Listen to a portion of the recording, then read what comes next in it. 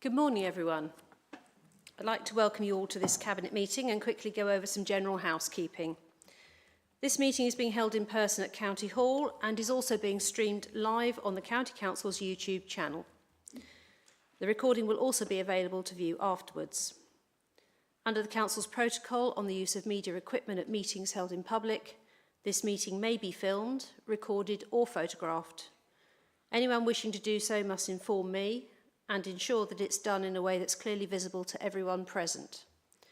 The wishes of any individual not to be recorded or filmed must be appropriately respected. A fire alarm test is not expected during the meeting. If the alarms sound, we must evacuate County Hall. And in the event of an emergency, please make your way to the nearest exit and meet at the muster point located on the main car park. Can I have item 1, please? Apologies for absence. Thank you, Chair. No apologies have been received for this meeting. Thank you. We have a full house at Cabinet for our last meeting of this administration. So we'll go to item 2 then, which is the minutes, and we need to confirm the minutes of the meeting held on the 2nd of March 2026, which you'll find start at page 5 of your agenda. Can I ask for all those who are happy they're a true record to please indicate? Yep. Thank you, that's agreed. So item 3 is declarations of interest. Do any Cabinet members have any interests that they wish to declare? Councillor James. Thank you, Chair. Just really for the avoidance of doubt, it's an other interest, and just to remind Cabinet that I am a County Council appointed Director to the Board of Repton, and that relates to Agenda Item 7, Recommendation 9. Thank you. Thank you. Councillor Eagle.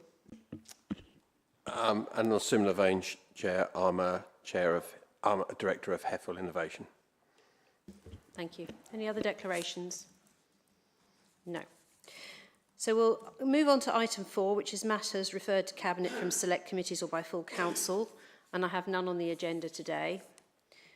So we'll move on then to updates from the Chair and Cabinet members. Have we got any Cabinet members within the updates, please? Councillor Eagle. Thank you, Chair. I'd just like to just bring some awareness to actually the Working Well programme for Norfolk, which was a government-funded programme to help 4,000 people from Norfolk with health conditions and other barriers to employment. We are already on track to assist 1,200 people in our first year of programme, which is actually above the national average. And due to this and the demand, we have actually put in a request for the government to give us more funding for that, particularly where there is an underspend in other areas. Probably the success for this is because we have actually done our own initiatives in Norfolk for the past few years. We have had the Boost programme, which has been running with the cooperation of Breckland and Kings Lynn and West Norfolk areas, which has been very successful. And we are to launch, well, we have now launched our programme to help 18 to 30-year-olds and veterans, which is funded by the County Council to help them go into self-employment or set up their own businesses. So we're making sure that our young people, there is a full variety and all options are open for them to gain employment in all areas and whichever stream they wish to do so within Norfolk. And I believe we are at the forefront of all local authorities in doing that. Thank you, Councillor Eagle. Councillor Plant. Thank you, Chairman. Just for the record, we have received from DFT the £1 million, £1.2 million we need to look at the alternative options for the Norwich Western Link. DFT recognise that the business case still stands and that they are prepared for us to go forward with looking at various options that we can take to the public and see if we can get this scheme off the ground and relieve those villagers in that area. Thank you. Councillor Bensley. Yes, morning Chair, morning everybody. I just wanted to highlight some of my team's amazing work for the environment here under this administration. One that we'll speak about later regarding the demaining of some of our rivers in Norfolk, which is going to be a game changer for the maintenance of our rivers and for all of Norfolk in general, but also to my teams, especially in the environment and the Green Spaces team that have made great progress, and I'm extremely proud of them over my term here. They regularly go above and beyond this work, And only this week they have submitted 8 claims for over £160,000 worth of external funding for more tree planting across the county with external and internal partners. The team work weekends and evenings, and they are a great credit to this council and administration. They're all very dedicated on the project. We're nearing the 900,000 for Norfolk now with trees. So in terms of carrying on this work, however, whatever happens after May, I really hope the next administration do continue this work for Norfolk, because it is vital for Norfolk. And we're looking at developing a landscape scale project in South Norfolk. Obviously can't say what, where or why yet, but this is really great work, and I just want to give great credit to my Green Spaces team, and especially Charlotte, who's singing from the rooftops in regarding this line of work, and it's really, really good. Thank you, Chair. Thank you. Councillor Dewsbury. Thank you. I thought, well, I'll just update on the libraries. We all went to the opening of the Kings Lynn Library. I was just going to point out that in the previous year, 17th of March to 23rd of March 2025, the footfall was 898 people. Whereas this year, a year later, since we opened the new library, it's 8,298. And a similar thing did happen when we opened the new library in Great Yarmouth. The previous year, the footfall had been 1,044, and a week after opening the brand new library of the place, the footfall was 5,525. So people really do appreciate the new libraries and what we're providing. Thank you. Councillor James. Thank you, Chair. So you all know me as a little bit of a tech nerd, and you know I have my passion for my Tech Skills for Life team, and I'm really delighted that I had a bit of an update from them just recently and wanted to share, because it just demonstrates from tiny acorns, this organisation allows them to become a county-wide oak tree that embraces and supports so many people. So, since our proof of concept pilot back in July 2023, we've supported and engaged people to access devices, data and digital skills and information over 20,000 times, reaching approximately 16,500 people. Mixture of one-to-one sessions, group sessions, drop-ins. Tea and tech goes really well together. Who knew? Our assisted referral system has seen almost 4,000 referrals, leading to almost 8,000 one-to-one personalised support sessions with gifted devices. So it's not just the tech skills, it's the tech itself. So we've gifted devices, including laptops, second-hand phones, SIMs and MiFi devices. It's not just about the tech, it's about working across all our systems and our services. And we've identified and supported 214 previously unknown carers, and we launched Ask Cora, our digital AI assistant, works on WhatsApp and has been giving round-the-clock support to unpaid carers with information, advice and guidance. You know, we've helped people back into work. At least 95 people that we've worked with have moved into work in that time. Cost-benefit analysis, because I know Councillor Jemison will insist on understanding that and having that. That economic benefit to Norfolk is about 45,500 per individual. So we've made a real difference. That translates to about 4.3 million annually for Norfolk. So delivering for Norfolk, supporting Norfolk. On a wider scale, under the digital inclusion strategy, we've launched the Norfolk and Waveney Digital Exclusion Heat Map. That gives us a single picture of areas most affected by overlapping factors like demographics, connectivity and deprivation, giving us a good single Norfolk view so that we can make a difference. I could go on, go digital, as through Councillor Eagle's side of things, in our libraries, through Councillor Dewsbury, sorry, I keep wanting to call people by their first names, apologies. We've supported over 6,500 small businesses and self-employed individuals. And not just that, we've got 3 new coaches coming on board just to help with the demand and making a difference for our residents in Norfolk. Just a little glorious update, thank you. Thank you for the glory. That's fantastic. Any more updates? Councillor Thomas.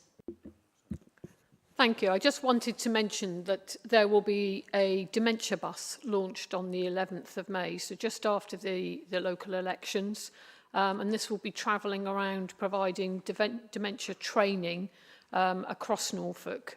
So I'm very much looking forward to that going live and helping to support people to understand dementia better and to enable them to work more closely with people with dementia by having that greater understanding of those particular needs. As we know, dementia is a very difficult thing for families to deal with, but it's also difficult for professionals. And I'm really looking forward to the benefits that the dementia training will bring across Norfolk. Thank you. Councillor Waymark. Thank you, Chairman. I just wanted to thank the public health team for all their support for me, actually over the last, 15 months while I've been in this cabinet post. It's been really beneficial for me. It's given me a really wide breadth of understanding of what they do. Obviously, currently we've got Smoke Free app going out there, and we're helping people to stop smoking, which is fantastic. I've had the pleasure of doing the guidance for older drivers course, which was really well publicised, which I'm really pleased about. And also the support we've given for health and wellbeing partnerships ongoing, which I think is really, really important, sort of really boots on the ground, actually getting projects off and running.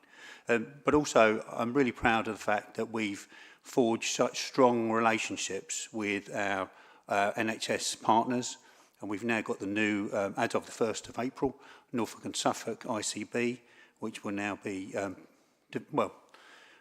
giving us our healthcare, really, together with the voluntary sector and partners as well. I think we've really forged strong relationships there, and I just wanted to thank the team for all the work they've done to achieve that. Thank you. Thank you. Right. From the chair, I would like to thank you all for those updates. That's amazing. From things like the Norwich Western Link, which is a vital piece of infrastructure, which is still likely to happen despite some of the naysayers and people who didn't want that to go ahead. We are still ambitious for that. In the environment on trees, nearly 900,000 trees. It's a shame we're not going to hit that million before the end of this administration, but well done to all the team for getting us to where we are, despite COVID getting in the way. I think that's an amazing job, well done. We are a large rural area, but modern digital future is there for our residents with health, skills, employment and connectivity across our county. That's an amazing achievement. Thank you for that. In public health, supporting our colleagues in the health service and in social care, we see now how more integrated these things have to be in order to support relatives from every angle and not leave them in isolation with each service doing different things. And in adults, understanding dementia for families and professionals, that's really important as we see more people suffering from this particular problem, and we hope that there will be some medical advances that will help us to halt and perhaps even reverse that in the future. But we need to support people in the meantime. And libraries, well, absolutely amazing. I can't believe it. It's sort of 10 times the footfall in the King's Lynn Library so quickly. And our libraries are not just a place you can borrow books. They are community hubs and very valued. And we value all 47 of the ones that we have here in Norfolk. And this administration pledged to keep them all open and will continue to support them if we're in administration after the elections. There's a couple of other people that I would like to thank at this point. One of them is actually our friend Richard Adcock, who's sitting in the gallery, who comes to all our meetings. He's very, he wants to keep cash in our society. It's one of his passions, and he supports British farming as well. So I'd like to thank you for turning up, because you turn up more than some people do, but thank you very much. We love to see you here and for your support for this council. But I'd also like to pause and recognise 3 outstanding cabinet members who are stepping down after years of dedicated public service. We've got Alison Thomas in adult social care, who has shown unwavering compassion and resolve in one of the most demanding areas and expensive areas, I hasten to add, of our work. She's been the instigator alongside Ian Wake of the transformation programme, which will be modernising services while keeping people at the heart of everything we do. And it's vital this progress is not derailed as we move through local government reorganisation. And I'd like to thank Penny Carpenter in Children's Services, who's been a tireless advocate for young people and families under her portfolioship and alongside Sarah Tuff. The service has gone from a strong Ofsted rating of good to in even higher things. That reflects a relentless focus on improvement and better outcomes for children, so thank you. And of course, Andrew Jamieson, my deputy leader, who's overseen finance and has guided us with clarity, discipline and sound judgment alongside Harvey Bullen. He's helped us to balance the budget in the face of rising demand for services and reducing government grants, and that's no small achievement. And it's one that underpins absolutely everything that we're able to deliver. But I also want to wish our remaining Cabinet members well as we head into the forthcoming elections. Public service is never easy, and the commitment each of you shows day in and day out is recognised and valued. We very much hope to see you back here, continuing your work and returning to administration in the next term. That is our goal. And each of you has served with diligence, integrity and a deep sense of duty. So you've navigated complexity, embraced challenge and left these services stronger than you found them. So on behalf of the Council and the communities we represent, I thank you all for your commitment, your professionalism and your lasting contribution. As this is our last Cabinet meeting, I wanted to put on record how much I value the support that you've given me as leader, which can be a lonely place sometimes. But with you as my team, we've gone from strength to strength, and I couldn't have picked a better bunch of people, so thank you very much from me personally. So can I quickly come in and thank you as leader for all the work you've done and for guiding us over the last few years. Thank you very much. Thank you very much. Okay, right, we'll move on then. We'll get back on the agenda because I'm sure everybody's fed up with listening to us self-congratulations, although we well-deserved team. Public question time, item 6. The list of public questions and responses has been circulated and published on the website, and we have 2 members of the public with us today who want to ask a supplementary question. So I'm going to go to Lisa Alston first, if you'd like to ask your question, please. Okay, my question is, what consultation have you conducted with the residents of Bishop Herbert House, and when will you publish these results?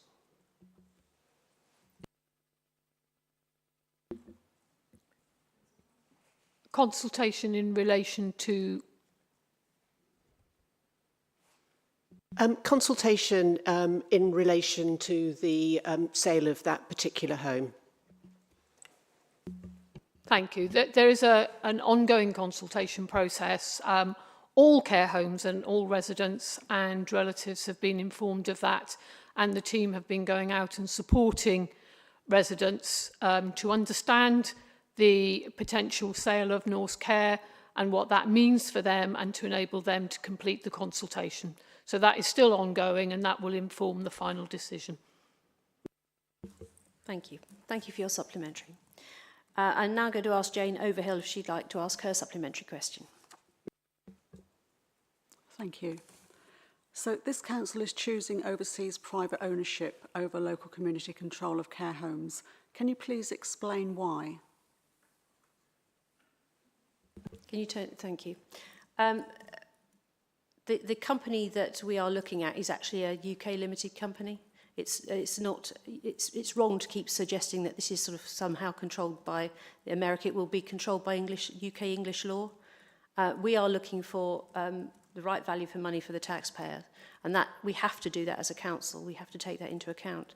So all those who came forward to bid on this were put through a proper due diligence process, which is still underway. And if it comes to the point where they are the approved purchaser of the care homes, then there will be lots of safeguards put in place as well. So you needn't worry about where the shareholdings are, because this company has a good track record in this country, and we would not consider putting our care homes into their hands if we didn't have complete confidence in that. Right, so we'll move on then. Item 7 is local member questions. The list of local member questions and responses has been circulated and published on the website. And then we've got Steve Morphew here who would like to ask a supplementary. Thank you, Chair. The Council Code of Conduct is clear that councillors may only use county council resources for purposes associated with the duties that they have already been elected to perform. Why then am I seeing photos on the internet, including the leader's Facebook page, of Conservative election candidates holding party political placards taken inside County Hall, using County Hall resources for party election purposes in what appears to be a direct breach of the Code of Conduct? I'm sorry, Councillor, but I think you'll find that many other parties also took photographs as well for their election campaigns. And it was raining on that particular day, which is the only reason why we were indoors. I don't think that there's an issue if all parties are able to access the same resource. And it wasn't resources, was it? It was just us taking our own photographs. So I think that's a bit of a nasty sideswipe and an absolute political engineering on your part, and is beneath you, quite honestly, because there was nothing stopping you or your party from standing outside County Hall or inside County Hall if it was raining and doing exactly the same thing. And you have asked your question. Thank you. If you have an issue with the Code of Conduct, you know who to contact. It's the monitoring officer, not to bring it here to the Cabinet meeting. And can you turn your microphone off, please, Councillor Morphew? Right, let's move on then. We'll move on to item 8, which is health in all policies, the strategic framework and programme 2026-28. Starts on page 40, and I'm going to ask Councillor Wymark to introduce the report, please. Thank you, Chairman. I'm really pleased to introduce this report. Health in all policies is dare I say, a very simple policy, really. It's very simple, it's very straightforward. It is what it says it is. It's health in all policies. It asks us to look at all the policies we bring forward to this council through the lens of health. Will the policy impact positively, or will it be a negative impact on our health? Very simply, that's what we're looking at. Why are we doing this? I mean, the question a lot of people would ask, isn't health the job of the NHS? Well, no, not exclusively. No, it isn't. It's very much our responsibility too. If you look on page 41, there's a very useful chart there actually, which you look at all the different factors that actually impact upon health. And on there, it's very clear, only 20% of our health outcomes are due to clinical care. 20%. So the other 80% are on the gift of individuals, our life choices, but also local government. Very much within local government, we have a lot of work we do around socio-economic factors, such as education, employment, income, jobs, as we've spoken about before, family support and planning as well. Planning is very much something not within our gift here at the local county council directly, and mainly district councils, but nonetheless, they're all areas that we have a real influence over. So if we adopt the public health team, we're going to be working with well, lots of departments here. As I say, we've got a planning department here at County Council, but also education, adult social care and transport teams to actually sort of train people to actually understand how we can work with them, how they can improve their policies. We'll be looking to develop a health in all policies community of practice to inform and support teams. Health in all policies essentially should transform how we develop and implement policy. This is for the betterment of all Norfolk people. That's all Norfolk people this will impact. So I would thoroughly recommend the recommendations on page 41, which are 1 to 4, which I'm happy to read out, to approve the adoption of health in all policies approach across Norfolk County Council, embedding health and wellbeing implications in Cabinet and committee reports. To mandate health impact assessments, rapid or full, for major strategies, infrastructure projects and significant policy changes, supported by a Norfolk-specific toolkit. Agree to the development of health in all policies implementation toolkit and training programme for officers and elected members, and to agree pilot application of health in all policies in Norfolk County Council during 26-27 ahead of full rollout. So that's the recommendation which I hope you will endorse. Thank you. Thank you. Are there any comments or questions on this paper? Councillor Thomas. Thank you. Just to say that I fully endorse this paper and support Councillor Wymark's views and comments on this. I think we should never detach health and well-being from the wider work of the council, and we should always be considering what impact do our decisions or our strategies have on the health and well-being of Norfolk residents. And certainly I've been proud to put the health and well-being of Norfolk residents within the adult social care world at the forefront. And I hope that whoever follows in my footsteps following the elections in May will continue to do the same. It's certainly, I think, a great step forward, and I hope that the new administration will take that forward and ensure that all elected members understand their responsibilities around the health and well-being of Norfolk residents. Thank you. Councillor Plant. Thank you, Chairman. It seemed unusual for a highways element to be brought into this, but as you see below the chart that Councillor Wymark did point out, it says in Norfolk there are many complex factors that contribute to the widening of health inequalities, including a reliance on cars, air quality in parts of the county, access to green and blue spaces, public transport, walking, wheeling and cycling infrastructure. We've spent the last 4 or 5 years putting in an awful lot of walking, wheeling and cycling infrastructure, which has been paid for by central government through active travel. And I've taken a lot of beatings over it because a lot of drivers don't see any point in it. But what we are doing is we're putting in the infrastructure that's needed for people to take forward those activities safely on our highways rather than risk their lives in scenarios that you wouldn't have in a normal civilized society. So I don't mind taking the beatings for it. The government keep paying for it, and I think it's really important that we continue to keep doing it, because I think at the end of the day, 70 electric buses, 10 going in Great Yarmouth, all the infrastructure that goes in for bus lanes and for cycle, wheeling and walking do make an improvement on people's ability to improve their lives, whereas it wasn't there before. So I think we've done an awful lot of work, spent an awful lot of money just to try and make people's lives that much better in Norfolk. Thank you. Councillor Bensley.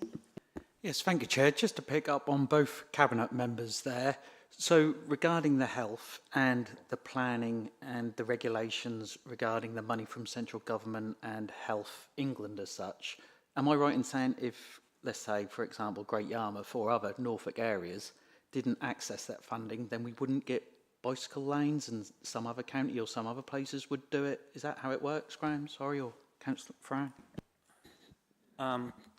Active Travel England sign off every single road scheme that happens across the country.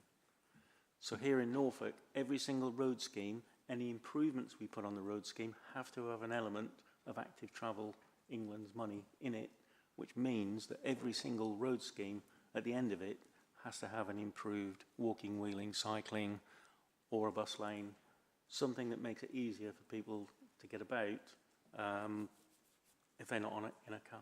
So that money would go somewhere else? If we didn't have every single town in Norfolk has a local walking, wheeling and cycling policy, and that was signed off just after Christmas here in the county. And we work with the districts to make sure that the walking, wheeling and cycling policy improves the ability of people to have an option and a choice of whether they take a car, a bike, walk, cycle, whatever. But they've got the choice and the option now that they didn't have before. And Active Travel England are paying for that choice through every scheme that we do in Norfolk. Thank you. Any other comments or questions? I mean, on that last point, it's very good to hear an explanation for that, because sometimes we get heavily criticised when we put new cycle lanes in. I know we've been criticising Great Yarmouth quite recently, but the explanation is that there has to be an element in everything we do, or we don't get any improvements at all. And it's right that we give people the option to cycle or to walk or to wheel if they choose that, and to make it as safe as possible. So perhaps some MPs need to educate themselves a bit better in the future before they just go criticising without understanding the reasons why we do what we do. This is a really good policy. It's a good step forward that we actually are going to embed health in everything that we do and across all of our portfolios. There has to be this element because ultimately it's the person that's at the heart of this, and we have to look at them in a holistic way and not find ourselves in different silos, which I think sometimes in the past we've tended to do.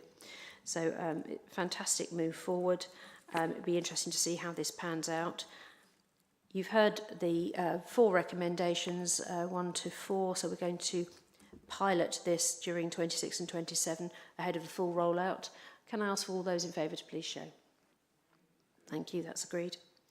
So we'll move on then to Adult Learning and Skills Service. This is the strategic plan for 26 to 28. It starts on page 49 of your agenda. I'm going to ask Councillor Dewsbury to introduce the report, please. Thank you. The Adult Learning Service Strategic Plan is reviewed annually to ensure its continued alignment. I'm crackling, isn't it? Is that right? Yeah. The strategic plan is reviewed annually to ensure its continued alignment with emerging priorities, local needs and challenges, and to provide a clear framework that informs and directs the curriculum delivered by the service. The service plays a vital role in addressing local skills gaps and shortages and helps boost and drive economic resilience and growth. In Norfolk, only 67.9% of the population are qualified to level 2 or above, compared with 81.7% nationally, and 15% of those live in the most deprived areas. So this service plays a critical role in tackling educational disadvantage. The service provides flexible training using community venues, including libraries, as well as courses online. In the 2024 to 25 academic year, the service delivered over 4,400 learners across 140 venues. So we cater for a lot of people. Norfolk's economy depends on a skilled workforce, and the service is committed to equipping residents with the knowledge, skills and qualifications that they need for their careers. With that in mind, it's proposed that the title Adult Learning is changed to Adult Learning and Skills to reflect this key role. This report sets out a refreshed strategic plan for the new academic year, which begins in August. Ofsted already rates Norfolk Adult Learning Service as good. So I move the recommendations, which are to commend the Adult Learning Service for its strong performance and outstanding contribution to Norfolk, to approve the Adult Learning Strategic Plan set out in this report, and include the new service name of Adult Learning and Skills. Thank you. Thank you. Comments or questions, please? Councillor Jamieson. Yes, thank you very much indeed, Councillor. And it's a great performance. I'd just perhaps like to contextualise it a bit from a national perspective.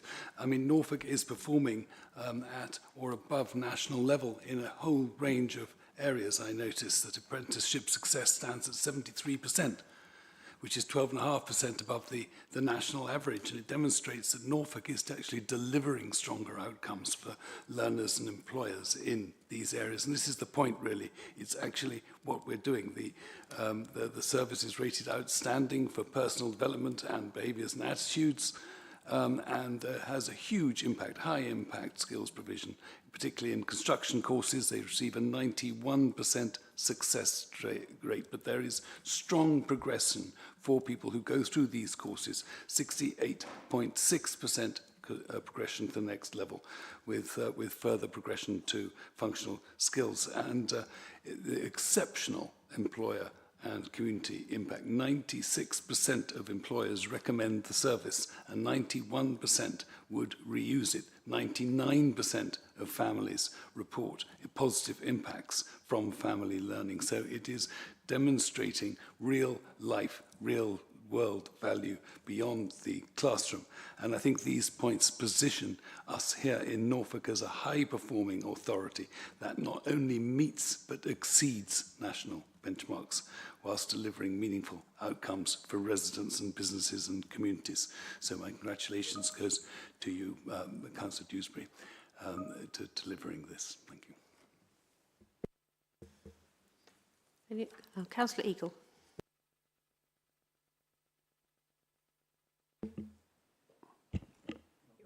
I'm on. Make a change. Yeah, I'd just like to congratulate Councillor Dewsbury and everyone else on this. This is very important, and it's often a part of what we do is slips under the radar and how important it is to people.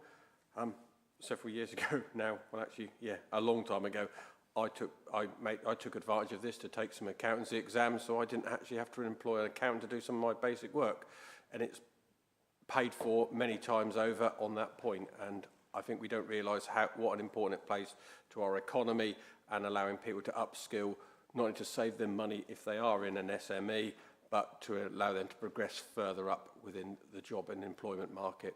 And I'm very pleased that we're continuing, and obviously taking control of this will give us more option on the courses delivered, which will actually be the ones we need in Norfolk, rather than being top-down telling us what we should have because it fits in with a national policy. So I thoroughly welcome this, and I think it's been long needed. Thank you. Any other comments or questions? No, I think we can be immensely proud of our good rating with Ofsted. I think that's an amazing achievement, and I know that we'll strive to do better than that when we're next inspected. But thank you, Councillor Dewsbury, for that. And you're absolutely right. The skills gap is something that Norfolk has long strived to close, so that we are outstanding in terms of what we offer to our young people and to our residents. And under devolution, of course, we'll get control of that adult skills budget. So that is a good step forward for Norfolk. We can tailor things to suit our population. So you've had the recommendations read out to you. They are on page 50. So can I ask for all those in favour to please show? Agreed. Thank you. That's carried. So we'll move on to item 10, which is the corporately significant vital signs. Starts on page 68, and I'll ask Councillor James to introduce the report, please. Thank you, Chair. So, we're looking at Q3 performance, which has remained largely stable across all areas, with 58% of the measures what we term static in their performance. This period reflects the winter months, and that context for some of the items should be kept in mind.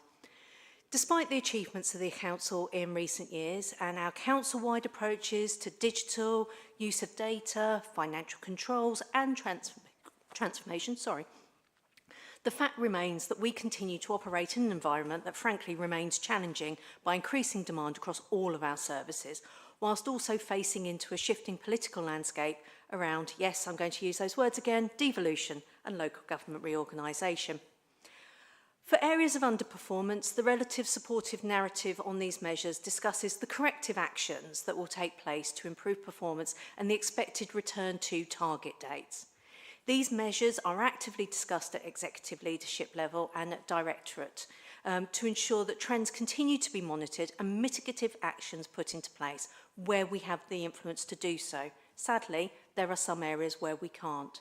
Actions are also clearly highlighted at the end of each section.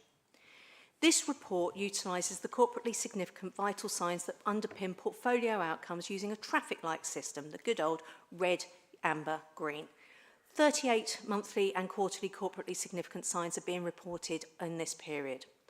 Just as a little highlight and taster, in children's services, effective practice has improved to 100%, largely due to improvements across children's, supported by early help percentage of social care plans and improvements across the average time between receiving court authority to place a child and deciding on a match to an adoptive family, and that's in terms of days.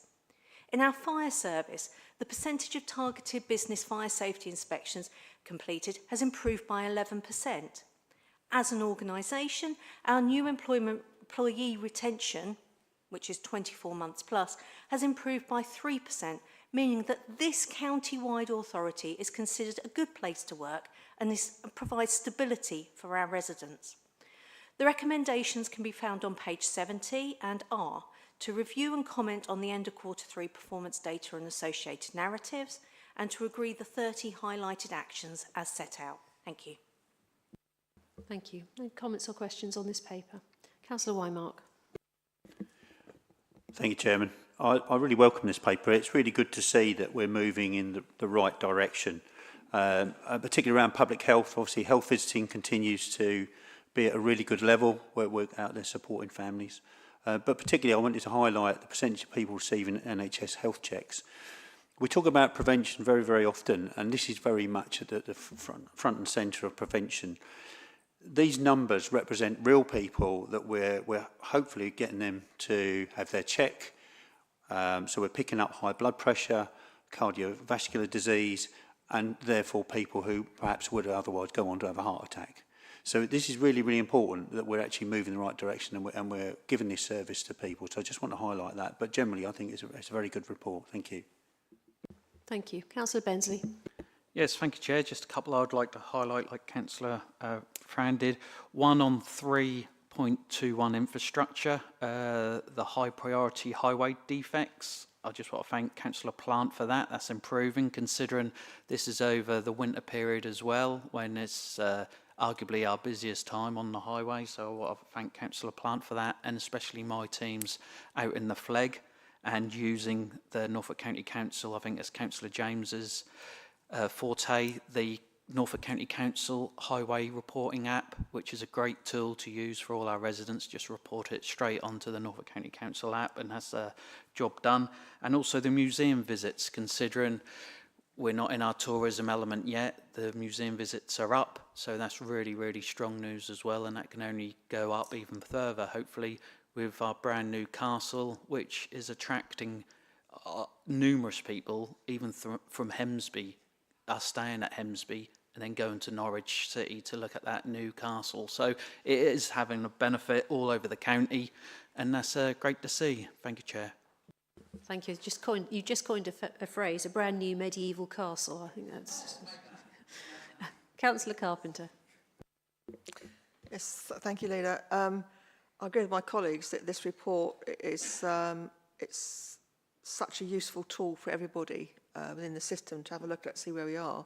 But I just wanted to mention our local first inclusion programme, and to basically that is to have children staying in mainstream education.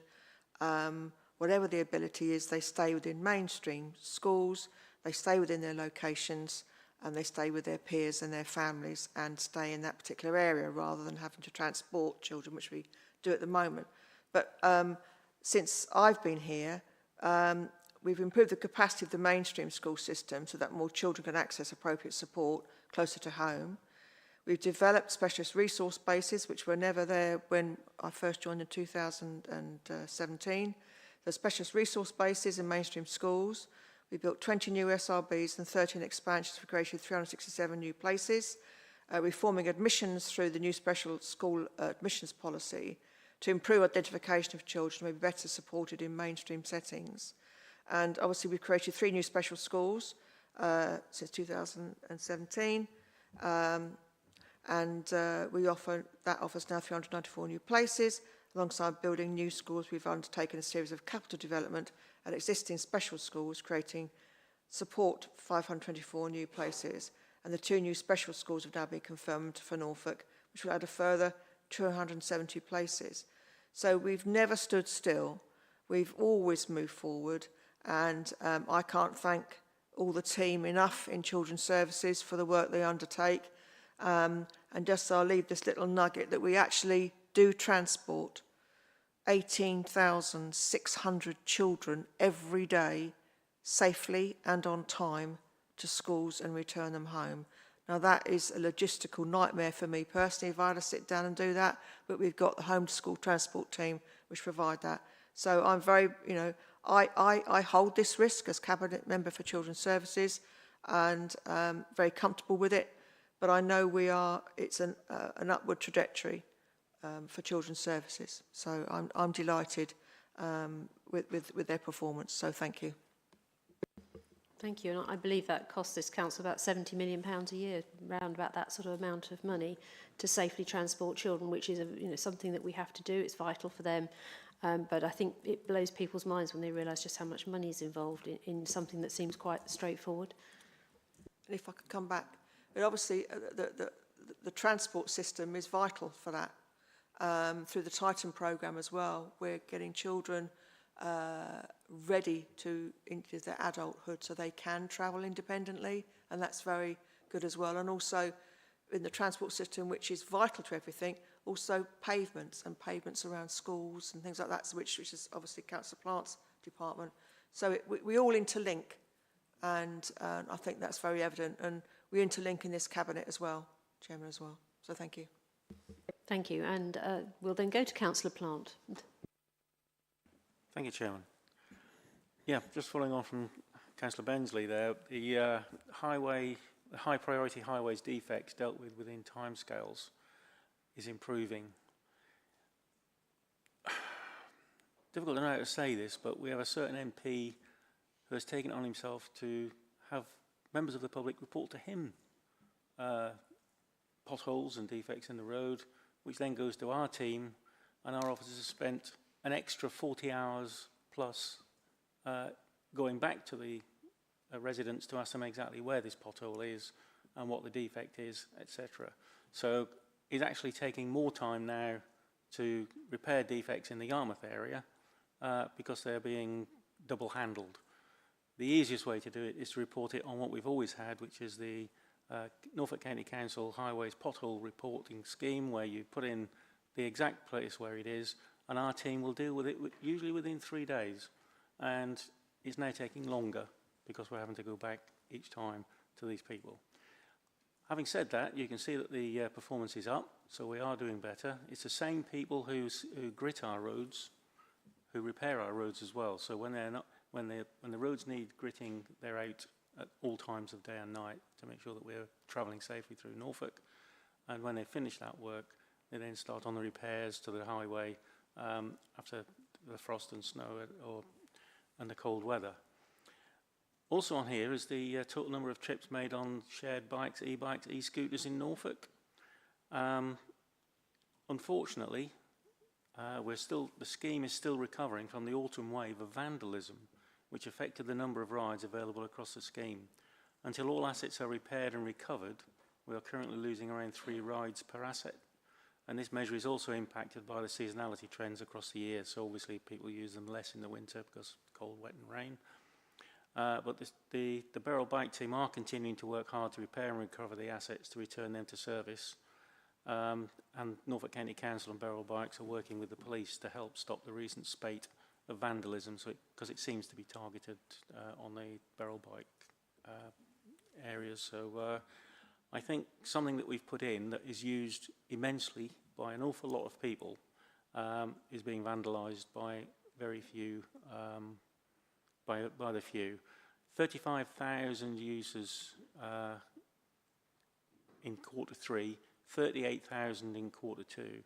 It shows the amount of people that are actually using these services, and I just think it's disappointing that people feel the need to have to damage things that people are finding really useful. Having said that, I'd just like to, while I've got this opportunity, just to thank the team at Highways, all the officers, all the operatives. They do a fantastic job throughout the year. It's very difficult. They're always criticised for whatever gets done. But I can honestly say that Norfolk is the best county out of 37 local councils. We are rated 2 this year. Last year we were rated 1. The year before that we were rated 1. We do a fantastic job on the roads, but it is very difficult, obviously, during the winter period. And I think those roadworks, I think people are getting roadwork weary now. But the improvements we're putting in through bus lanes and through cycle lanes, I think they'll feel the benefits of those over the years as they are being used. Thank you. Thank you. Did you want to come back, Councillor Carpenter? Or? If I may, just to back up the potholes in Great Yarmouth, as it's a very popular topic in Great Yarmouth. I didn't go through the MP. I contacted Highways myself personally, and they came out very, very quickly to repair the road surface on the carriageway at Caister, and I only can praise them as much as Graham has done. They're an absolutely brilliant team, and they've always been very kind and generous to me. So just say thank you. Thank you. I think it's very frustrating for us all here when we've got a good system in place to see someone throw a spanner in the works for their own personal self-aggrandisement, and they're actually not helping anybody and they're costing taxpayers money, but they won't see that even when you tell them face to face that please don't do that. You're not assisting. You're actually hindering the team from doing their work, but they think their system is better. Never mind. We will move on. Councillor Thomas. Thank you, Leader. I just wanted to acknowledge that a number of the vital signs within adults are currently being reviewed because due to the transformation programme, the metrics no longer are representative of the strategic priorities. So I think there will be a refreshed and reviewed set of measures coming forward in due course. But I just wanted to acknowledge the huge amount of work that's been done around reducing the number of short-term placements. And actually, if you look at Vital Sign 3.5, reduced from 904 in July of last year down to 109 in December. This is huge amount of work and massive progress in this area. We've got more people moving out of short-term placements than moving into them for each of the 3 months in that quarter. And this is around trying to ensure that actually we enable people to be supported home to restore and regain their independence as quickly as possible, which is the key thread that runs through the whole transformation strategy around adults, which is enabling people to remain independent for much longer, and therefore that reduces the demand on long-stay residential beds, and actually massively improves outcomes for people. They stay at home, which is where they want to be, and they, as I say, maintain their independence, which is the key driver for all of this work. And I wanted to acknowledge that this is a very big tanker to turn around, but there are some really tangible improvements that are coming forward.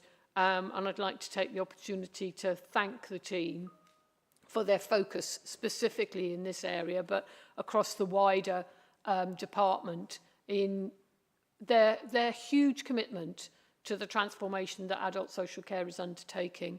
And I'm sure that I will reflect from the sidelines in the future and acknowledge that actually the drive and the vision from our executive director has delivered the outcome that we would all wish to see. So I just wanted to thank them through this process as my last opportunity to do so. Thank you. Thank you. Any other comments or questions? No? I think we endorse everything you say there, Councillor Thomas. We know that the adults is our biggest department. We had some issues in children's many years ago, and we've turned those around and look at the amazing, outstanding results we have now. And we hope that adults will follow suit under the leadership of Ian Wake. That transformation programme is no small feat, and yet he's putting it into place, and we're starting to see the fruits of his labour. And I look forward to seeing that gets equally outstanding results in future years. It's right that children in our children's services should remain in mainstream schools where they can, with appropriate support, and we are moving towards that and doing some great work there. So congratulations to the children's team. Museums, we've heard about our brand new medieval castle, and our ambition, of course, is that museums should be accessible to everybody, and we would like to see all museums free for children going forward into the future, and that's something that we hope that we can bring to Norfolk in the near future. I was very disappointed to read about the Beryl Bites scheme and the vandalism. I just don't understand the mindset of some people. This is something that has been in other areas and has been withdrawn for various issues. We have it in Norwich. It works very well. We've managed to extend it to some of the suburbs now. Why do people do that? It's there for their benefit, and for mindless vandalism could result in us actually losing that scheme, which would be of great detriment to the people who come into Norwich and want to be able to get about. But underpinning all of this, there's a piece here about finance. It says that our borrowing remains under target and that we have robust financial management plans in place. And I think that's something that we need to highlight, because we do get some criticism, but councils borrow money to invest in services, and that's exactly what this council does and will continue to do, I hope. So the report has recommendations on page 70. There's 2 of them: to review and comment on the end of Q3 performance data and associated narrative, which we've done, and to agree the 30 highlighted actions as set out. Can I ask for all those in favour to please show? Thank you very much. So we'll move on to item 11, which is the risk management report, which comes under my portfolio. The key proposed changes are shown in paragraph 2.1 and 2.2. And the things I want to draw attention to are the changes in the high needs block, because we now know that the government have said that they're going to underwrite 90% of the money that was put on our credit card, if you like, which was not money that was there because we had overspent it. It's because the government hadn't funded the special educational needs provision sufficiently, and so we've had to underwrite that and put money into that service to ensure that we met our statutory obligations. So although 90% of it has now been underwritten, it means that 10% now will appear, it will pop up, and it's something we need to deal with. So that's why we have to take notice of it. And the other major one I wanted to point out is local government reorganisation, because despite the very robust and well thought out bid that we put in for a single county unitary, the government have decided to choose 3 unitaries, and we all know that that's going to cost us more. It's going to cause disruption, it's going to fragment services, and it's a very, very regrettable place to be in. So that is something that will be taken forward over the next few years. I know that other areas are in a similar position. Nobody's particularly happy about it. Certainly not the county councils, who could see that this is a retrograde step, but we'll have to wait and see what the outcome of that is. But that is on this report as well. So are there any comments or questions on this, please? No, nobody is indicating. So the recommendations are on page 92 and 93. There are 4 of them. Can I ask that all those in favour please show? Thank you, that's carried. So we'll move on to item 12, which is the Finance Monitoring Report for 25-26 P11, as at February 2026. It starts on page 169, and I'm going to invite Councillor Jamieson to introduce it, please. Thank you very much indeed, Chair. As at period 11, the Council is reporting a forecast balanced position, I'm pleased to say, on a net budget of £571.873 million. Now, as you can see from the chart on page 175, it is action on departmental overspends being taken early which has helped do this. And I cannot emphasize enough how the work to shape the 2 demand-driven budgets towards multi-year transformation programs with prevention at their core has helped to deal with the significant demands that demographics and challenging societal needs are having on Norfolk's financial position. The professionalism with which both the senior team and front-facing staff have dealt with this is remarkable, and it puts Norfolk in a leadership position. It will be a tragedy for our most vulnerable residents if LGR sounds the death knell for these programmes, working as they do across internal departments and with our public sector colleagues. Now, while this position has stabilised compared to earlier in the year, it is essential to clearly set out the key areas of pressure and the risks that remain as we approach year end. The most significant challenge continues to sit within children's services, particularly in relation to SEND and the dedicated schools grant. The DSG in-year deficit has increased to 72.5 million, and the high needs block is now projecting a 75.4 million deficit. And this is, of course, being driven by sustained growth in demand for EHCPs, increasing complexity of need, and a continued reliance on independent specialist placements. It is not, as we know and have frequently said, and is now recognised by the government, a problem of our making, but it is one that is, as the leader has just said, on our credit card. Tribunal activity and out-of-county placements continue to add cost pressures, while national reforms have yet to deliver meaningful change in terms of the financial certainty required. And although we know that 10% of the total will need to be found by this council, it is still an issue which is fraught with the devil in the detail.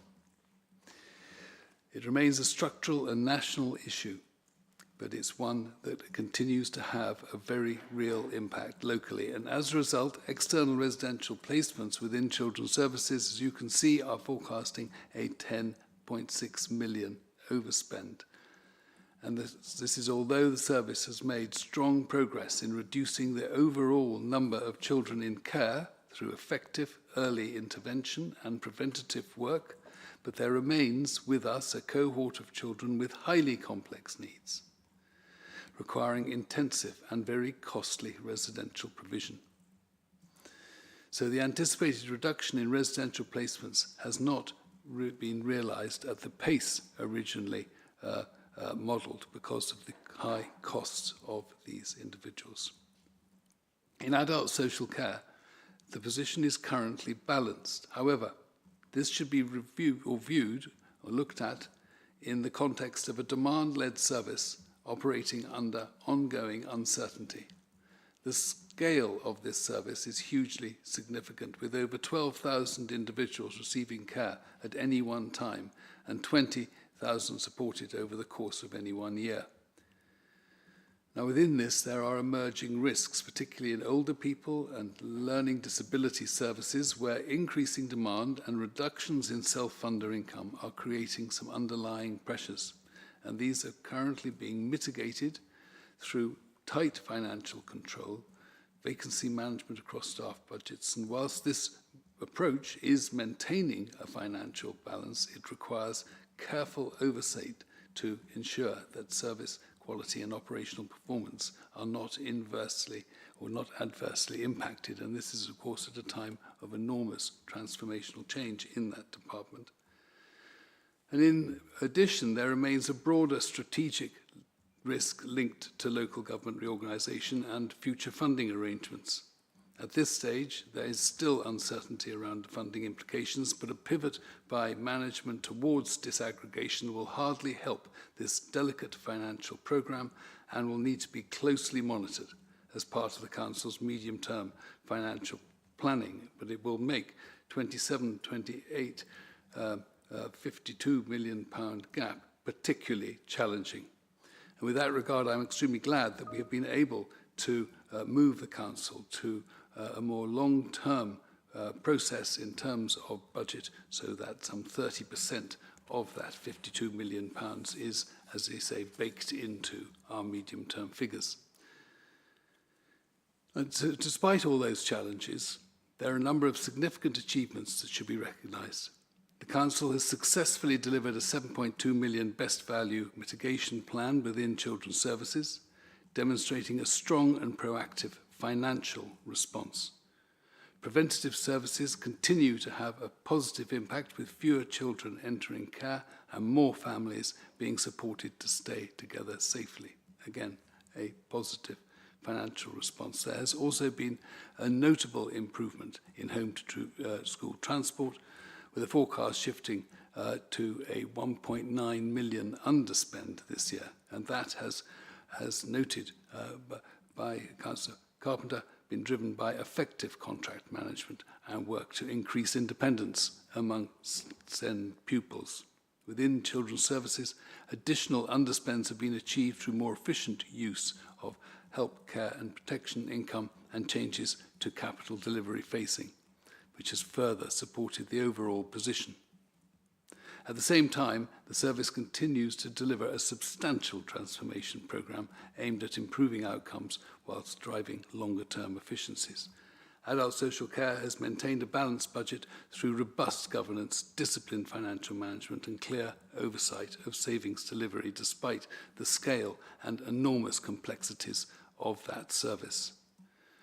More broadly, the Council continues to deliver on its strategic priorities, investing in care services, in infrastructure, transport and economic growth, whilst also approving a balanced £613.8 million budget for 26-27.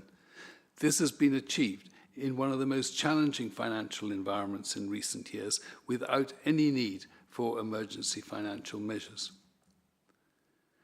Much has been said recently on the size of this Council's debt. This is simply investment in our county. Net borrowing was forecast to reach £945 million by the 31st of March. But this figure must be seen in context. It represents less than 50% of our gross annual revenue. Public sector net debt is 93% of gross domestic product, for example. Borrowing and repayment costs together represent only 7% of total net revenue budget, which would be about 2.5% of our gross budget. We borrow fixed for up to 50 years, in the recent past as low as 1.8%. Inflation around 4% now. What is it, therefore, that those who criticise us think that Council do? This is a universal activity of upper-tier local government to invest in our residents' vitally needed infrastructure. Surely they know that unlike the government, we cannot borrow to fund revenue expenditure. They must know that unlike the NHS, we cannot run a revenue deficit. How do they think that the auditors, external auditors, and legally responsible 151 officers sign off our accounts year after year? The reports are publicly available. They show that we are living well within our means. The investment is there, often fixed, well below inflation, to build, just for example, the NDR, that was about 75 million. 120 million being spent on SEND schools and SRBs, which in turn, of course, prevents costs rising in the children's services revenue accounts. When the government pulled the plug on the school's refurbishment programme, we had to find a considerable sum to fill that gap. There's all the work we've done on fire and rescue, both fire stations and new rescue appliances. There's the new libraries in Yarmouth and King's Lynn and the refurbished ones across the county. We're looking after 47 libraries in all, and new roads, new bridges, including Long Stratton Bypass, and underwriting the West Winch Housing Access Road. We've put 28 million into better broadband, and the impact of that is felt by 200,000 new homes accessing broadband and expanding coverage across this county from 42% to 97%. And none of this would have happened without careful borrowing to invest. So I simply ask these people, what of the above would they have not built?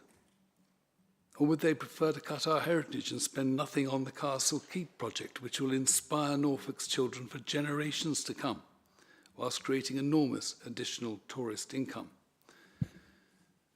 Or would they just let our 3,000 miles of Norfolk trails become impassable, leaving less mobile individuals to stay at home? What is it that they think that councils do?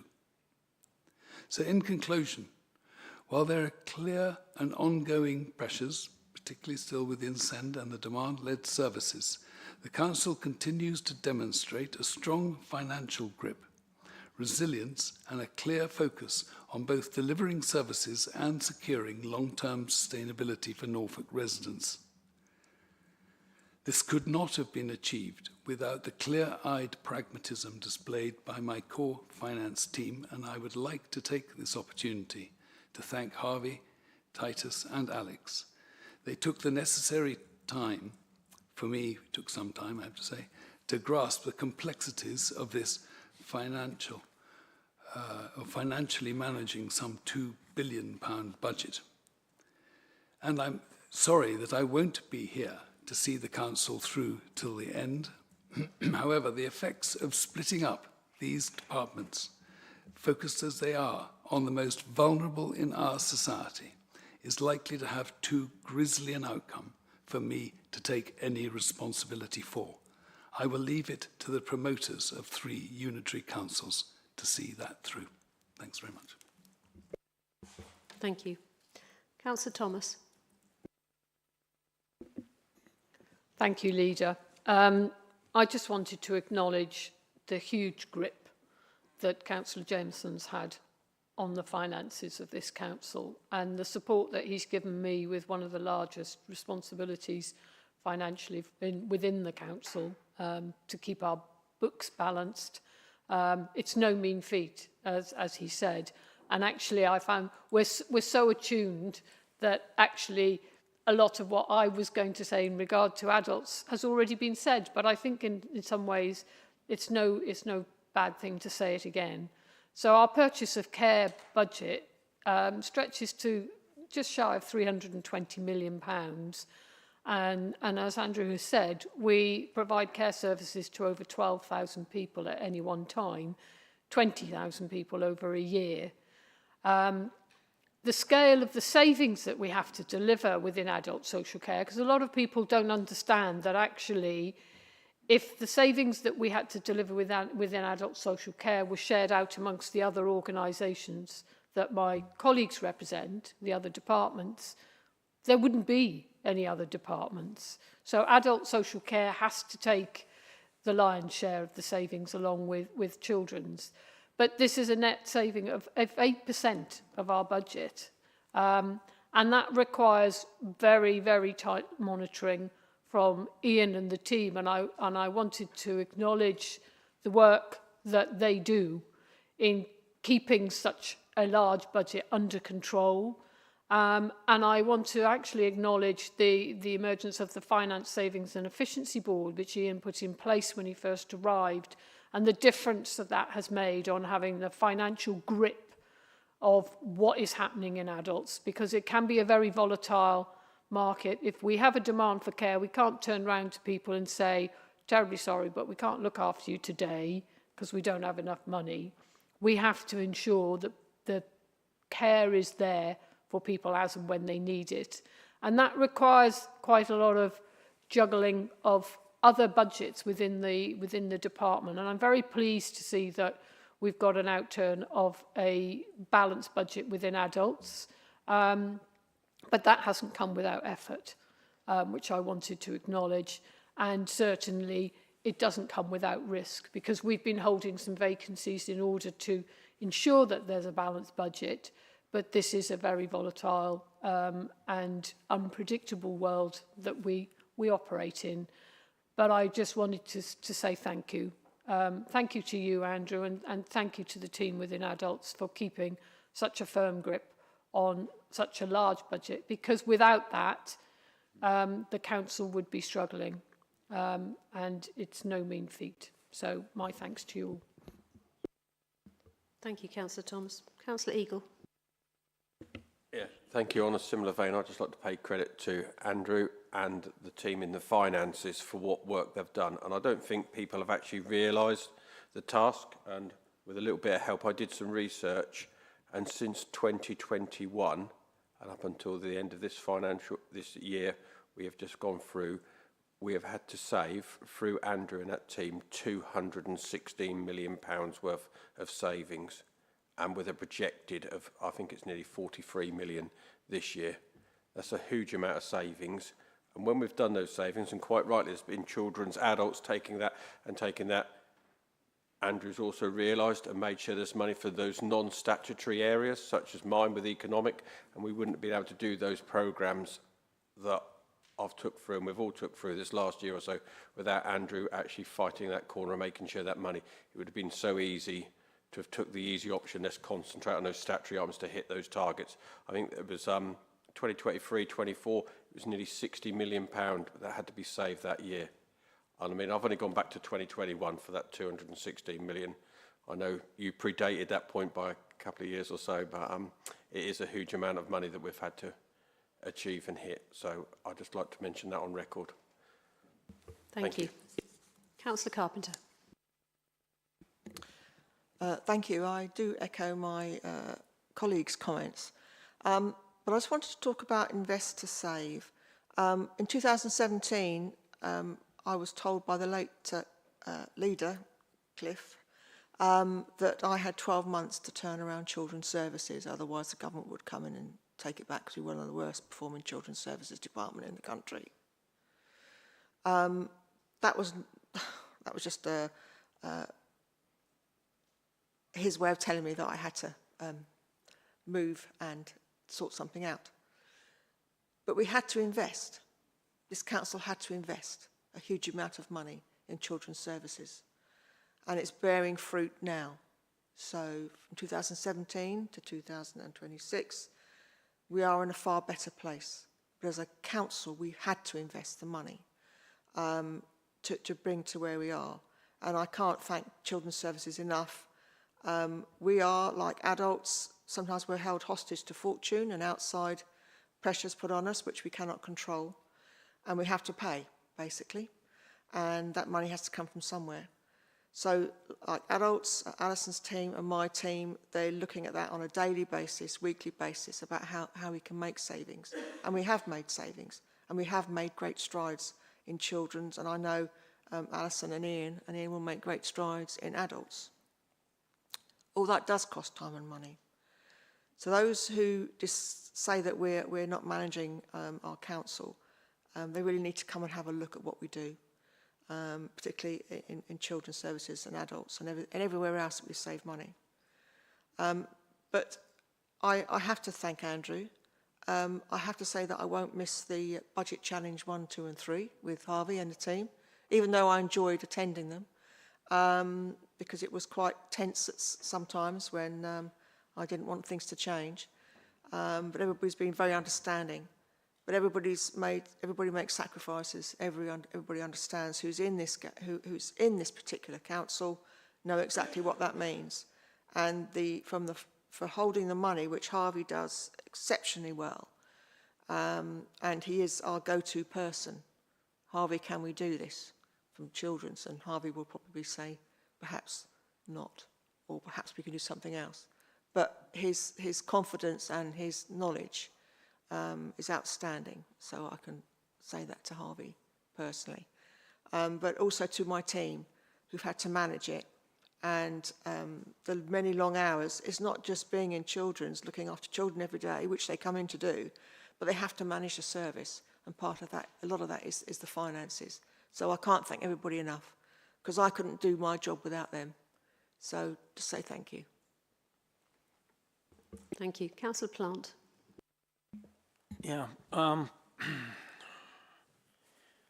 Highways. Look at what's happened over the last 5 years. No mind the 10 years, but the 5 years. And I thank Tom when he was lead of Highways, and currently Graham Bygrave and his team, David Alfrey and others, who have completed the Herring Bridge on budget and on time during COVID. They've built out the bypass for this young lady. And the West Winch housing link, it looks like it's going ahead as well. We seem to have ticked all the boxes there and managed to, through Harvey and his team, get the finances together to make these things happen. But there's other smaller things as well that happen all the time across Norfolk with 6,000 miles of roads. That's 6,000 miles of roads that need pothole repairs, that need verge side repairs, that need relaying, resurfacing. And currently with all the works going on the A47, which is not County Council, but is National Highways, the villages around there are all suffering through heavy goods vehicles and more traffic going through than that have previously. I can assure them once the road's built that the traffic will decline, but those roads will need repairing and made good once they have gone. And there is a plan in place to do that. But again, it's one of those things that you do over time, because you can't do it all at once with the same teams. But I'd like to thank Andrew, because over the years we've come to him with various ideas. They might not sound much, but an extra grass cut in Norfolk cost just short of £1 million. And Andrew gave us that extra money last year and the year before. I'm no doubt he did that in conjunction with Harvey, so good work together. But there's other things that have gone on in Norfolk, on the highways, bus lanes, cycle lanes, all stuff that's been brought through from Active England that they've expected us to deliver for them, because that is the policy of governments, and it's the way that we get roads improved in Norfolk. So thank you to Harvey and the team. Thank you to Andrew for making sure that I could come to you confidentially if necessary to try and find funding for certain schemes that we wanted to put in place during the years. And I think Norfolk, being the best out of its 27 contemporaries around us, kind of is evidence that it's working. So thank you very much, Andrew, for what you've done. Thank you. Can't see anyone else indicating. Yes, I have to take my hat off to... Oh, Councillor Thomas, you want to come back? My apologies, Leader. I got so carried away about the budget balancing within adults that I forgot to say anything about investment. And I think I'd like to take this opportunity on behalf of the residents of Long Stratton and the surrounding area to say I'm very glad that the council took on a debt of 47 million to build the Long Stratton bypass, because it was first mooted in 1930 and here we are in 2026, almost 100 years later. So it took a while, but I'm pleased that the council was willing to put that investment in. And I can tell you that the transformation for the community has been huge.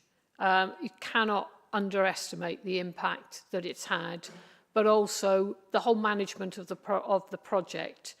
The contractors were exemplary, the road is functioning, it's doing its job, and the community is enjoying cleaner air, safer roads, and a much better lifestyle as a consequence.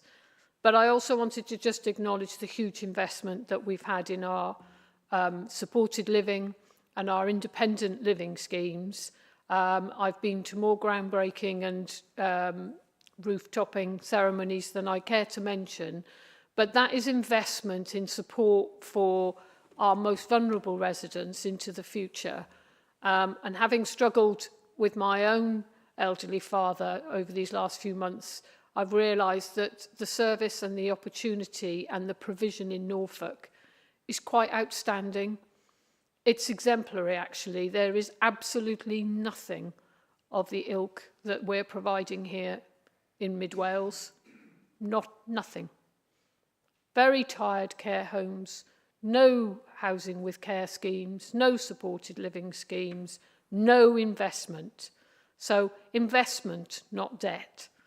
And that's been the name of the game. And I just wanted to have that opportunity to say thank you for that, because I think those of us that sit around here will look forward perhaps to enjoying one of those facilities, hopefully not in the near future, but in the late future, because actually we're very lucky to have it.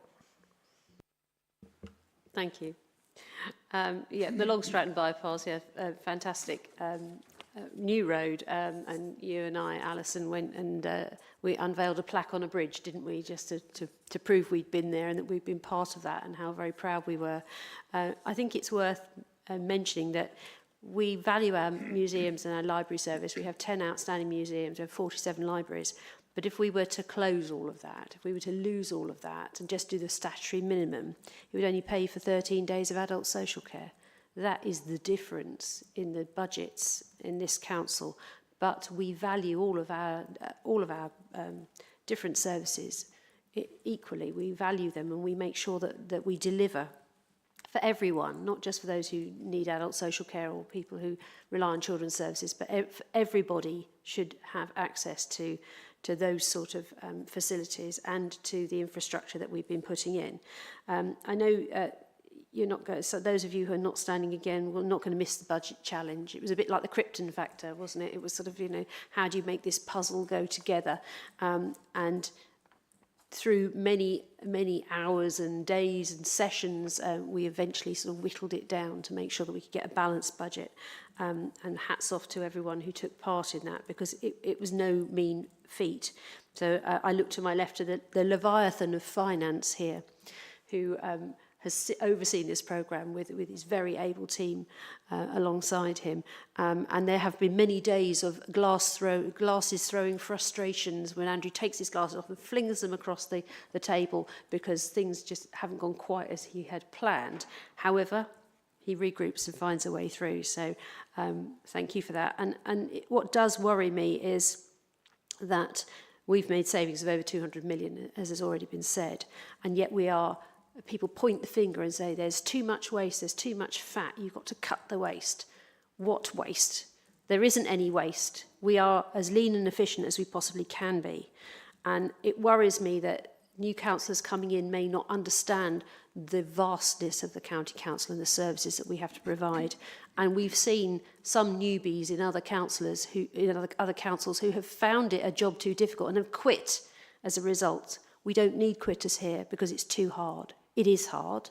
They need to understand what they're getting themselves into if they're going to put themselves forward for election to this council, because it's not going to be an easy ride over the next few years, even though we've now got local government reorganisation, which is just actually going to add more complication. And we have kept council tax as low as we possibly could, despite the government reducing our grants and despite the ever-reliance on council tax. And as an example of that, the impact of national insurance and minimum wage just on our external providers that we have to buy services from has cost this council £11 million a year. That's 2% on council tax. If the government hadn't larded that onto those people, onto those businesses, we could have kept council tax down by another 2%. That's the reality of the situation. And the worst case scenario is you get a council like Worcestershire who will whack the council tax up 9% because they just don't know where to find the efficiencies and the savings. And that's because a lot of the people running those councils are frankly amateurs. And you can't have amateurs running a council of this size. So in future years, we need common sense and a steady hand on the tiller here. Because what this council does is just too important to put this council in the hands of those who really don't know what they're doing, find it job too difficult and quit as a result. And that's the future that we potentially face. But let's move on to the recommendations. The recommendations are on... Just come back very quickly. Certainly you can, Councillor Jamson. Just come back on very quickly. In defence of Budget Challenge 1, 2 and 3, I can't say I actually enjoyed it, but I would simply say this, is that the really impressive thing about Budget Challenge 1, 2 and 3 wasn't simply a case of people saying, no, you can't, hands off my budget. It was a case where everybody could understand that we, both officers and members alike, know what the public finances are like, know what local government finances are like, know what the international situation is like, and so do not simply bury their heads in the sand. This is what has been a wonderful experience for me to help in this council, is the way in which senior officers have used their professionalism to you know, it's such a tiny propeller to move this enormous, but to use their professionalism to help us do what we have to do legally. And it's been fantastic to work with you as a team to get that done. So thanks for that. Thank you. Right, the recommendations are on pages 169 and 170. There are 10 of them. I'm not going to read them out. Can I ask for all those in favour to please show? Thank you. So item 13 is the authority to enact procurement and contracting requirements. It's on page 216 of your agenda, and Councillor Jamson, please introduce us. Thank you very much, Chair. Now, this paper is fundamentally about how we manage over 1.1 billion of public money each year through our contracts, and how we ensure that spend delivers both value for money and high-quality services for Norfolk residents. With a significant portion of our budget delivered through third-party providers, strong procurement and contract management are absolutely critical to this council's overall performance. So what we're setting out here today is a clear, forward-looking pipeline of our major contracts, covering renewals, extensions, and new procurements over the next 2 years. This will ensure that we meet the requirements of the 2023 Procurement Act. We maintain legal compliance and provide continuity of service while also giving the market early visibility of upcoming opportunities. However, we should also be honest about the challenges. Too often, procurement in local government can be overly process-driven, complex and slow. That can unintentionally limit participation, particularly from local SMEs, and can at times lead to more expensive outcomes than necessary. That is why this moment also matters strategically. With local government reorganisation on the horizon, we do have a real opportunity to rethink how we do procurement, making it more agile, more accessible to local businesses, and more focused on delivering value and innovation.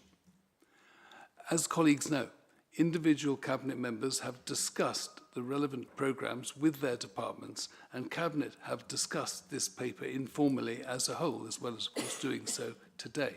However, we know that much additional process with a co-commitment of less efficiency but greater cost has been, in my opinion, the main result of this Procurement Act.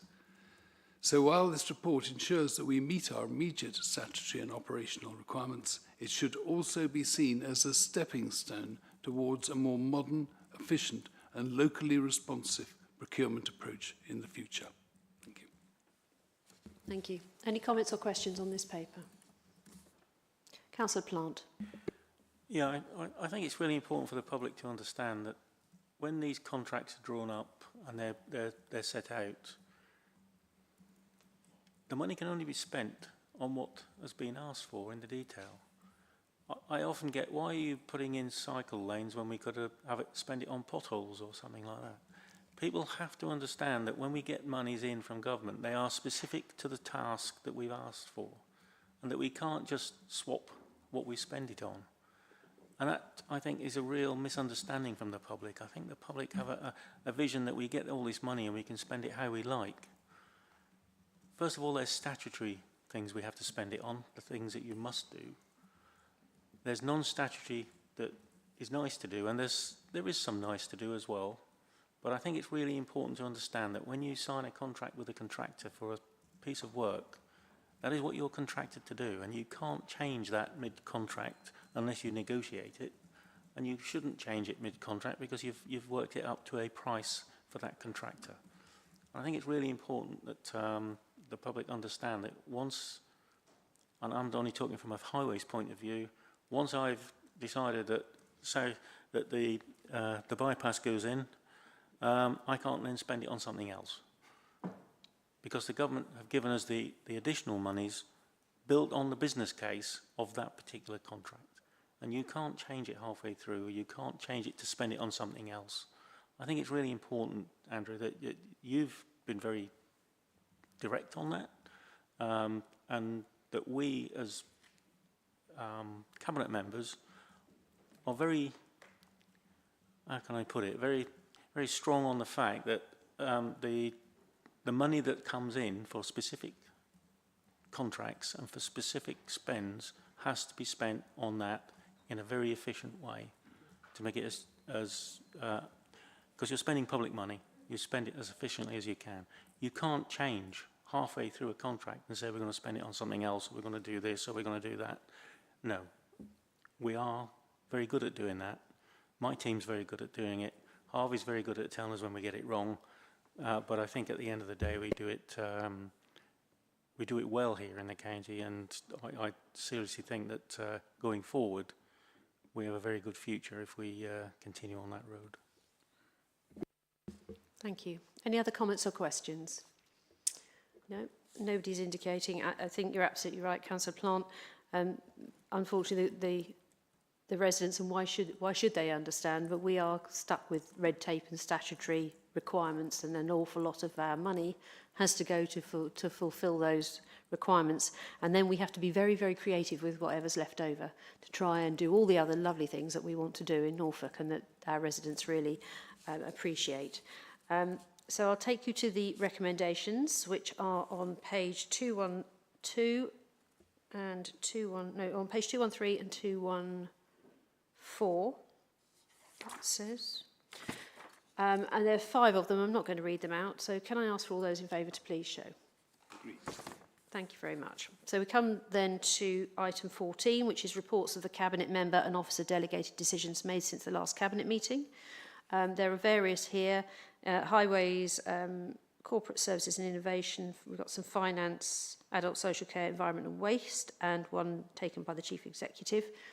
Has anyone got any comments on these? Councillor Jamieson. Yes, I'd just like to highlight one of those that were taken recently on Norfolk Heating Oil Crisis Fund. Homes in Norfolk rely more on heating oil than anywhere else in this country, so the recent sharp price increases are expected to significantly impact many households. And to address financial hardship, the County Council already runs a crisis and resilience service which has been boosted to 6 million for 26-27. In response to the sudden surge in heating oil prices, driven by a global contract and not covered by any energy price caps, the government has provided additional funding, and Norfolk will receive just over £3 million. It's the largest allocation nationally due to its high number of heating oil-dependent homes. But the proposal that we put forward quickly is to create a new Norfolk Heating Oil Crisis Fund to provide urgent support to households at risk of losing heating and hot water. And it also recommends giving officials the flexibility to adjust funding allocations to meet emerging needs quickly. Thank you. Thank you. Councillor Bensley. Yes, thank you, Chair. Just a couple of things. First one is the delegated powers from Highways. Councillor Plant introducing a 30-mile-per-hour speed limit in Ormsby St Margaret on Decoy Road. That's a real good piece of infrastructure. I think most members have little county lanes that locals know aren't fit for national speed limit applies on there, but you have to drive sensibly due to road conditions. But this one, being 30 miles an hour, does help with the tourists and people who use this, as they've been directed by the sat-nav around more, what should I say, more professional routes. That 30 mile an hour limit there does give the locals and the police, who are ultimately have the powers to enforce this limit, and that road has been in need of this for quite some time. So I thank Councillor Plant and all the team for implementation of that. But also just wanted to highlight the demaining of Norfolk rivers. This is a marvellous piece of work again for my environment teams, working with Norfolk Strategic Flood Alliance, Anglia Water. As the Environment Agency has announced, it is transferring the responsibility of the Norfolk River, or rivers in Norfolk, 3 I believe in total. Under the plans, the selected water courses will be reclassified, and it will help the rivers' internal drainage boards and the IDBs, and mainly given locals the power to actually maintain them sections of waterways. It will real help with flood prevention, and it will also make that more help regarding the communities that are affected in local needs and being more resident driven, because they know the area best. So to give them that power, and to have Norfolk County Council working with the Environment Agency in delivering them mechanisms and tools, I believe we're a pilot for it, but this is a real positive news story, and it's good for Norfolk County Council and us in delivering this. So we are about flood prevention. I believe this will help. And again, I think it's up in Councillor Jameson's patch, so that leads me nicely on to thanking Councillor Jameson, Councillor Alison Thomas and Councillor Penny Carpenter. For me personally, as a friend and colleague, them 3 have been stalwarts at Norfolk County Council, and their knowledge and friendship, I can only pay them the highest gratitude and respects. They've always been there for me, even with my barn pot ideas sometimes, because this is all new to me and I'm learning all the time, but them three, Norfolk County Council and Norfolk as a county in general, are losing three magnificent ambassadors for the county, I'd say, and their professionalism in their roles has been an example for me to watch them through thick and thin, and the colourful language and the things that they have to put up with nobody should suffer that, but we do, because we love Norfolk and we love the role and we want to give something back. But I'd just like to take my hat off to them three especially. Thank you, Leader. Thank you. I think they really appreciate those warm words. And I don't think they're going anywhere. I think they're just sort of going to be not having to put up with some of the difficult things that we have to deal with at this council, and who can blame them for wanting to put their feet up a bit after many, many years of loyal service. I hear what you're saying about speed limits. We know speeding is a major issue across the whole county on our rural roads. I just wish people wouldn't do it. I mean, it's not necessary to go flat out through the middle of a residential area. It just isn't, and often it's local people who know the road, sometimes just don't think about it. Reducing the speed limit is not always the solution, even though local people like to see that happen. And we do look at it very carefully, and we reassess roads when we know we've got an issue. We need more police enforcement, and they don't have the resources either. So we have to look at new and innovative ways of trying to slow the traffic down with village gateways, and there's all sorts of stuff out there, and SAM2 cameras that we will help our parishes with if that's what they want. It's very good that we're going to get this pilot on demaining of rivers in Norfolk. This is something we've been asking for from the Environment Agency for many, many years. You're absolutely right, Councillor Bensley. Flooding is a major issue for us, and local people often know their rivers. They've seen how they've been managed in the past. They know what to do to actually allow them to get on and do it, rather than keep waiting for the Environment Agency, who don't always agree with you, to do something about it. Is going to make a huge difference, and I hope that that pilot scheme can be rolled out. Under devolution, I had hoped that we may get more powers in general handed down to us as a region, rather than being made to be the lead local flood authority, but without the levers of power to actually do anything meaningful when you're waiting for the Environment Agency or the Broads Authority or Anglian Water or whoever else is involved in the process to actually help us to manage the flooding issues that we have, and help our residents who are incredibly frustrated and often deeply inconvenienced and out of pocket as a result of that. Did you want to come in, Andrew? No, fine. And the Heating Oil Crisis Fund, absolutely welcome. Many, many people very, very worried about what they're going to do about heating their homes. Just as well, we're going into the summer now, although this problem, I suspect, will still exist when we get into the colder months as well. This fund is nowhere near enough. If we were to spread it out over everyone, it's about £35 a head. That's not going to pay for a lot, is it? And if it's just targeted at those on benefits, then what happens to those who are not on benefits but are also deeply affected by this and having to pay an extortionate amount of money for their current heating oil in this crisis? Those people in the middle also need some assistance. So I know some people say, well, I can manage my heating oil, I can pay the cost, so I don't need this assistance, even though I have a heating oil tank.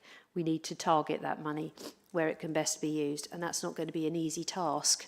But at least we've got something to be going on with, and hopefully we can also supplement it maybe from our household support fund as well, where if we see that there's an extra need for assistance for some people. So it just leaves me then to thank everyone for being here today and watching this meeting. This is the last cabinet meeting of this current administration. We have elections, as you probably all worked out, on the 7th of May. So the next council meeting is going to be on the 8th of June 2026.